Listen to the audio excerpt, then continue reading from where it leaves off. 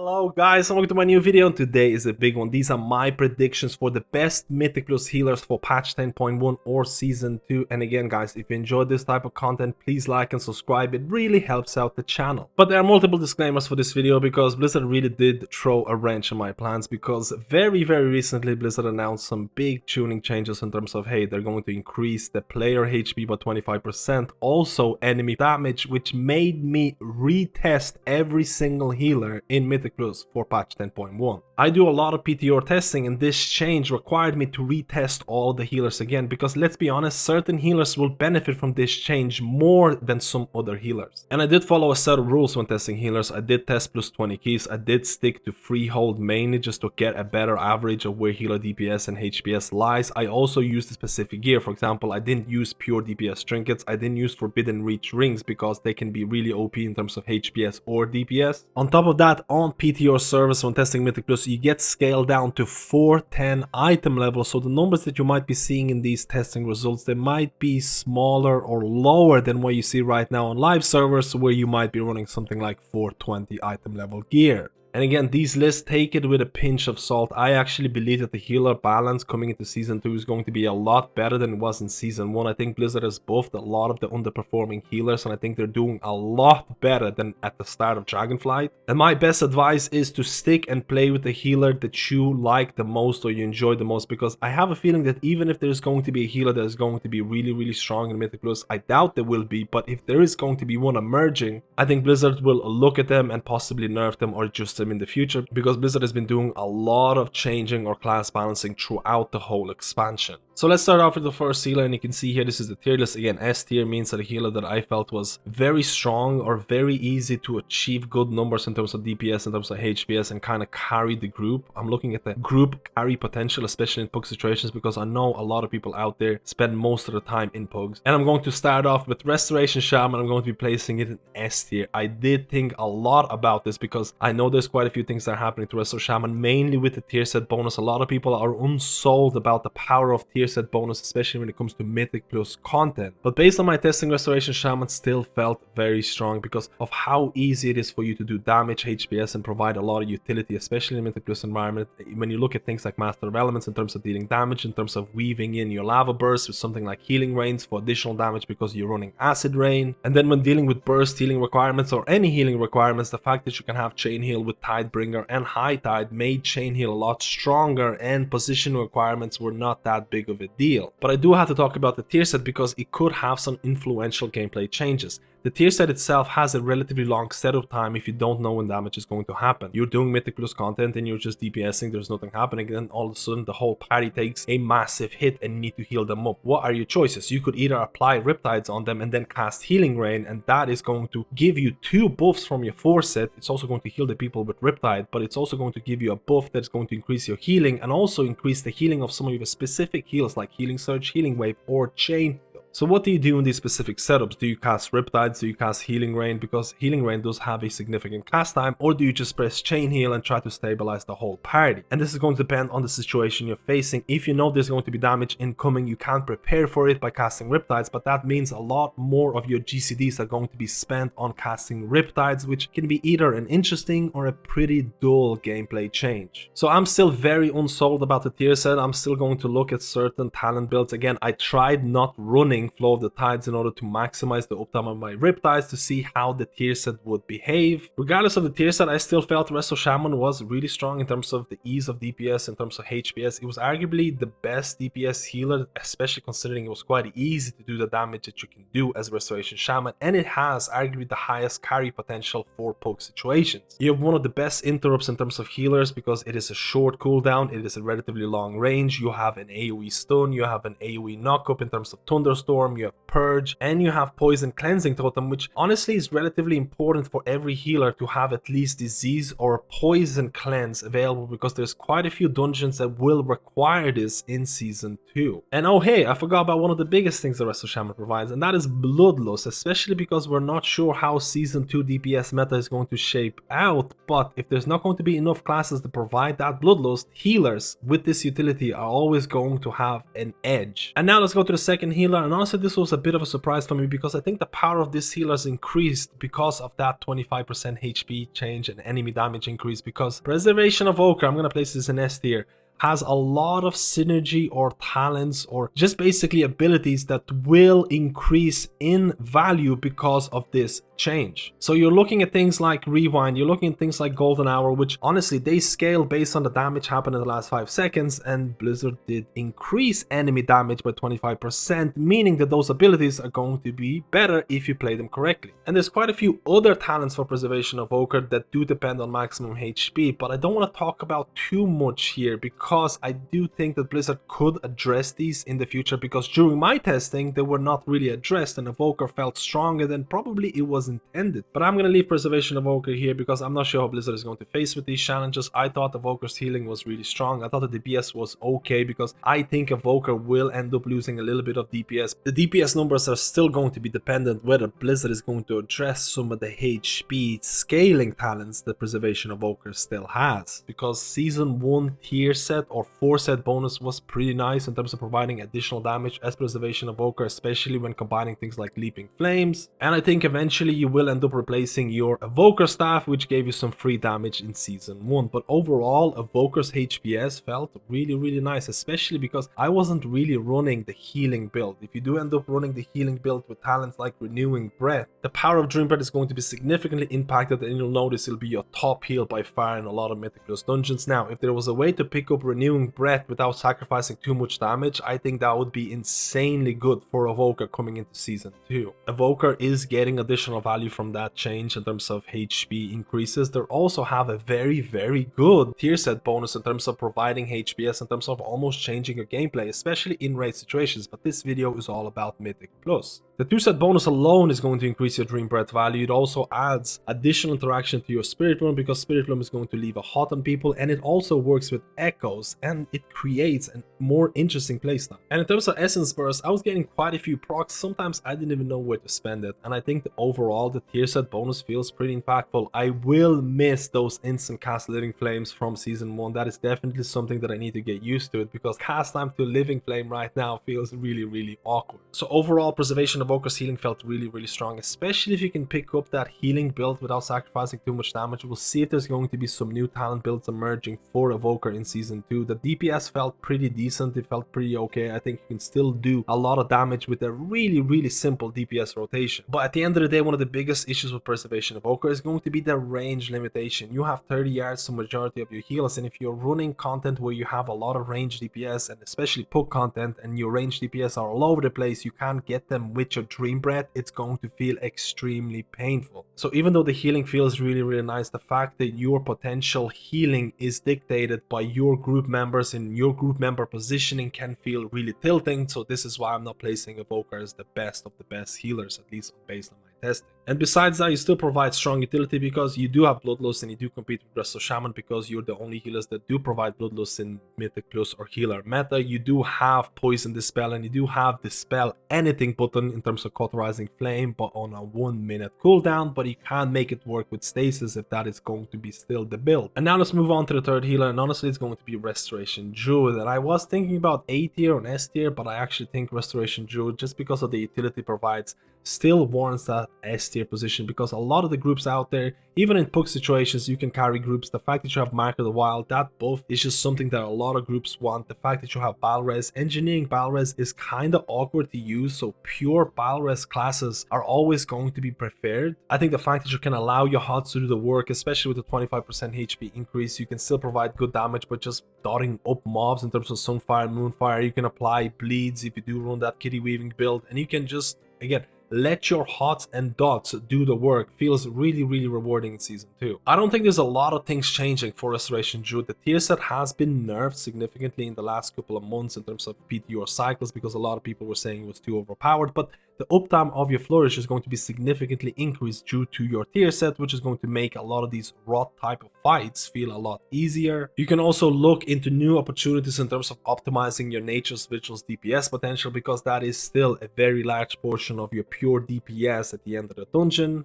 So overall, I feel Resto Druid is just such a safe pick because you can provide a lot of healing, let your HUDs do the work, you can provide decent amount of damage. You do have to work a lot harder than other healers in order to provide that top tier DPS, because there's a lot of ways to min-max DPS as Restoration Druid, which sometimes can be daunting, especially for new players coming into Season 2 in terms of Mythic Plus. But I think at base level, Resto Druid ticks a lot of those boxes. You can still provide a lot of utility. You have things like Poison Dispel. Again, I'm talking about poison and disease dispels a lot because there's quite a few dungeons that will need them in order to have a successful run. I was really contemplating about lowering Restoration Druid's ranking, but I think because of their utility, their Bile Res, their Mark of the Wild, they're always going to be somewhat close to the top. And now let's go to the next seal, and that's going to be Discipline Priest. And I really was thinking about Discipline Priest a lot because I was thinking about placing Discipline Priest in S tier. And again, I mentioned the fact that the healer balance is relatively close to each other. Just stick to the healer that you enjoy. I was really pleasantly surprised about Discipline Priest. I'm going to place it in A tier right now because of the big utility items, and I'll talk about that in the end of the video. So this was one of the first times I got to really try out Discipline Priest because I did not play Discipline Priest a lot in Season 1 in terms of Mythic Plus. In Season 2, I was really pleasantly surprised about the power of Disc, about the power of your healing, especially through atonements. I was running the Shadow Covenant build. It felt impactful to press, it felt rewarding. I was doing a lot of damage, I was doing a lot of healing. You have to remember, priests provide power and infusion, so even though their damage might not be up there with some of the other healers, power infusion is a hidden DPS increase. The fact that your Rapture shields felt strong, because especially if you're anticipating damage happening to your group, again, shielding, there is no substitute for the power of absorbs. As a priest, you also have Disease Dispel, which is going to be very handy in things like Brackenhive Hollow. Again, there is a decent utility you provide as a Discipline Priest or a priest in general. You have Mass Dispel. Again, Mass Dispel is still going to be relevant for certain affixes like Bursting. And with the tier set, at the very least, you're getting gameplay improvements. Your Power Radiance is going to feel a lot more impactful. You can also have a chance of getting instant Power Radiance, and that is going to help a lot with Discipline Priest, especially when having to deal with burst or unexpected damage to the party. And with the recent mana reductions to a lot of your spells, and with the tier set in terms of providing mana efficiency to Power Radiance, my mana issues were very manageable in Mythic Plus content, which honestly was very refreshing. So Discipline Priest, in my opinion, I have very few bad things to say about Discipline Priest. I thought Discipline Priest was interesting. I actually have a lot of fun with this, and the reason I'm not placing it in S tier because I do still think you're missing out on that Bile Res Bloodlust type of combo. We'll have to see what the DPS or what the overall Mythic Plus meta is going to shape up in Season 2, but if you're missing that Bloodlust, you're not going to take Discipline Priest over something like Restoration Shaman. But if you already have that Bloodlust in your group, and if you're looking for a very solid healer in terms of damage, in terms of healing, and a healer that provides that power infusion, Priest or Discipline Priest is going to be a very solid choice in Mythic Plus, arguably S tier depending on what your group composition is looking like. And now let's move on to the next healers, and honestly the next two healers are going to be extremely interchangeable because they're going to fall into that melee healer position, and I'm going to start off with Holy Paladin in this case. Now, Holy Paladin, in terms of testing, in terms of Mythic Plus running, I think Holy Paladin provides a lot of utility. It can have a good amount of healing, and I think where it falls short, maybe in certain situations, is the damage that it can provide at the end of the dungeon. So I was running my Holy Paladin with a bunch of different builds because I know there's quite a few different builds emerging for Mythic Plus, especially with something like Avenging Wrath or something like Avenging Crusader. And honestly, I was running Avenging Crusader just for the heck of it because I wanted to see the amount of healing it provides, and it felt really nice. I was able to fill in a lot of these burst healing potential requirements, and again, pressing Judgment and Crusader Strike in order to heal up group members was very interesting, and it was very Mistweaver-like. And I was running Holy Paladin tier set. It's going to buff one of your talented abilities, and in my case that was going to be Light's Hammer. And during those Light's Hammer windows, you are generating a lot of holy power, and you're able to convert that holy power in order to provide more DPS or HPS depending on what you need. And at the end of the day, I was having a decent amount of time with Holy Paladin because you can provide a decent amount of utility. You do have things like Bile Res, you do have a strong immunity if you need to soak something. Again, depending on the situation, you can dispel poison disease, which is going to be a pretty big deal in Season 2 because again, a lot of dungeons require those dispels. But where it felt a little bit awkward with Holy Paladin is because you are a really high APM or actions per minute healer. You're pressing buttons fast, you're going into melee. Again, sometimes being a melee healer can be regarded as being a little bit harder than playing a ranged, but you're doing a lot of work. You're pressing buttons, you're pressing them as fast as possible, and the amount of damage you're getting out of it does not feel fair when you compare it to other healers, especially something like Preservation Evoker or even Restoration Shaman. Now, I did try out multiple different builds in terms of Avenging Crusader, in terms of Avenging Rat, but I still feel the amount of effort you put in order to play these multiple different builds, one build for HPS, one build possibly for more DPS, I still don't think you get as much as you should, especially when it comes to that overall healer DPS values. And now the next healer I'm going to be talking about is going to be Mistweaver Monk, and I'm going to be placing Mistweaver Monk very close to a lot of other healers because I still think Mistweaver Monk provides a lot of HPS, it provides a lot of damage, it has a decent amount of utility. It's missing a couple of those big ticket items when it comes to that utility in terms of Bile Res, in terms of Bloodlust, but if you're enjoying Mistweaver Monk, I think you should definitely play Monk in Season 2 because it is still as fun as it is in Season 1. But there are quite a few negative things that happened to Mistweaver Monk in my opinion because their tier set did get a significant nerf. You can see here it says they did add an internal cooldown, a short internal cooldown that ended up being 6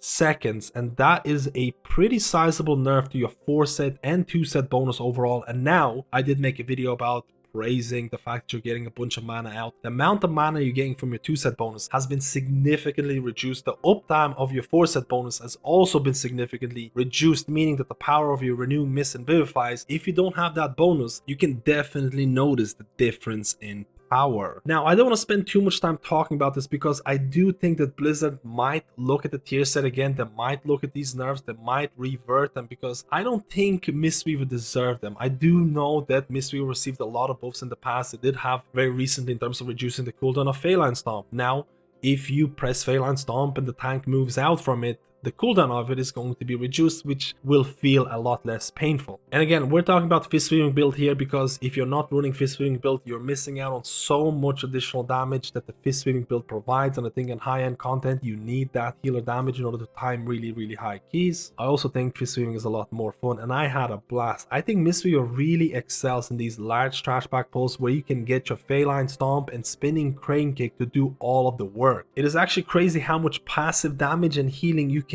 do when you spec into that Feline Stomp and empower your Feline Stomp because it is such an impactful ability, especially when you can spin to win. And I think Mistweaver can fall into the similar position to Discipline Priest. You can feel like an absolute god tier healer when you can heal people through your DPS, when you can heal people through your atonements, when you can heal people through your fist weaving. You are one of the most fun and interesting healers in the game. But once you need to apply a triage healing or someone falls really low and you're like, hey, my fist weaving is not going to be good enough here to heal up this person, you have to go into the defensive mode of possibly casting Soothing Mist, Enveloping Mist, Vivify, and let's say more people are taking more of this damage and you're trying to catch up, the healing playstyle feels a lot less impactful and a lot less fun. And again, this kind of negative connotation can also be applied to Discipline Priest, but both of these classes have different ways of dealing with this issue. At the end of the day, Mistweaver Monk still provides a decent amount of utility. You have AoE Stun, you have things like Disease and Poison dispels, you have Ring of Peace, you have Mystic Touch, which again can be quite decent in melee heavy compositions, but you're still missing those big ticket items that other healers have in terms of Bile Res and Bloodlust. And I think depending on Season 2 meta in terms of DPS and tanks and all of that, that can be a big issue. And now let's move on to the last healer, and that is going to be Holy Priest. And I'm going to be placing Holy Priest in B tier because that was probably the only healer that felt weaker than all of the rest. I could actually place most of the healers in A tier or S tier depending on which utility you have in your group, because again, there's quite a few big utility items that these healers provide that these healers might not have.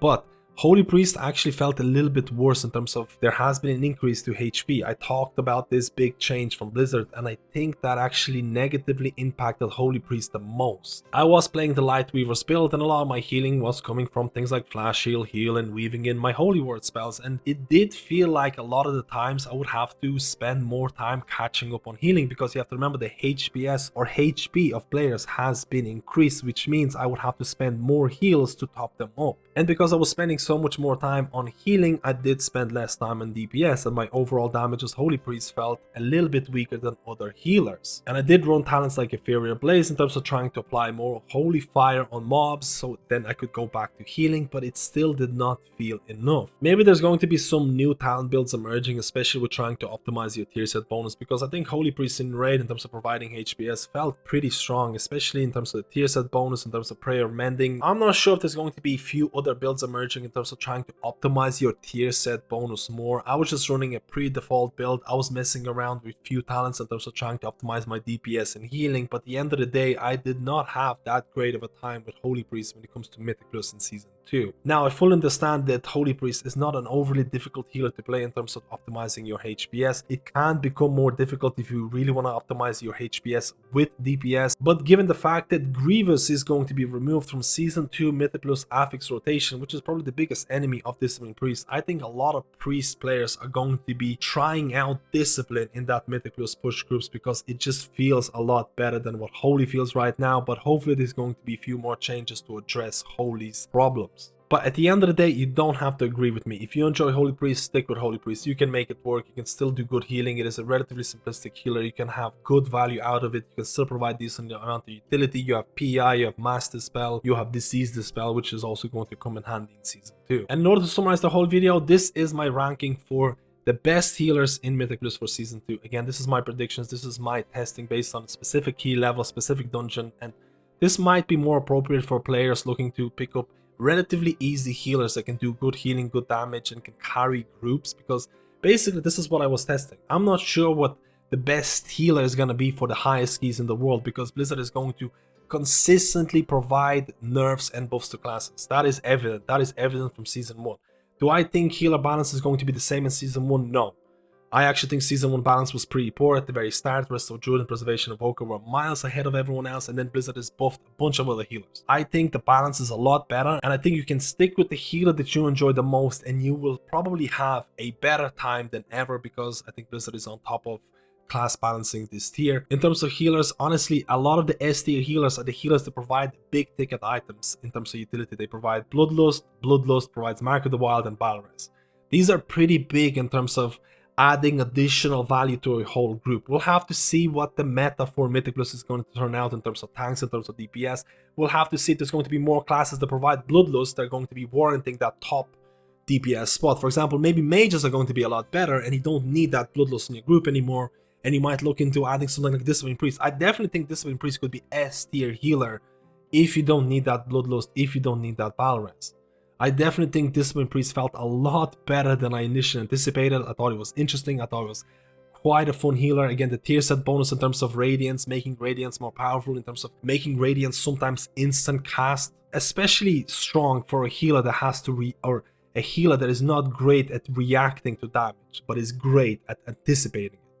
So Discipline Priest could change locations. I think Resto Druid could change locations. I think inherently melee healers like Holy Paladin and Mistweaver Monk can be regarded as harder to play than range healers, and I think because you require it a lot of times to hit someone in order to heal people, and because I think Mistweaver Monk is not perceived as OP, because right now Mistweaver Monk probably has the lowest player base in terms of how many people are playing Mistweaver Monk in high-end content. I think charts like Subcreation, which is using real player data-driven information, I think Mistweaver Monk is going to fall, because not a lot of people are going to be swapping over to Mistweaver Monk. Not a lot of people are going to be pushing high-end Mythic Plus content. This chart, in my opinion, would look a lot different if Blizzard would provide better drums, or again, better way of getting Bloodlust, better way of getting certain buffs or group-wide buffs, better way of getting Battle Res, because engineering Battle Res is not all that great. If you're able to get those things, this chart would be a lot closer to each other. I think most of the healers would be in A tier or just S tier. I think most of the healers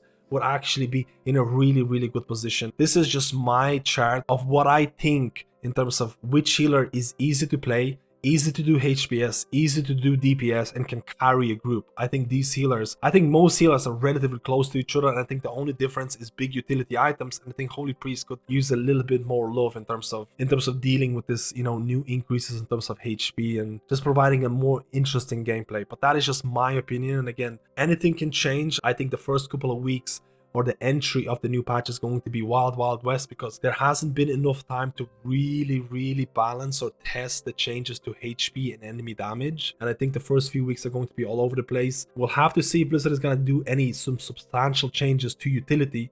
But this is my chart. Let me know how you feel about this, and I'll see you in my next video.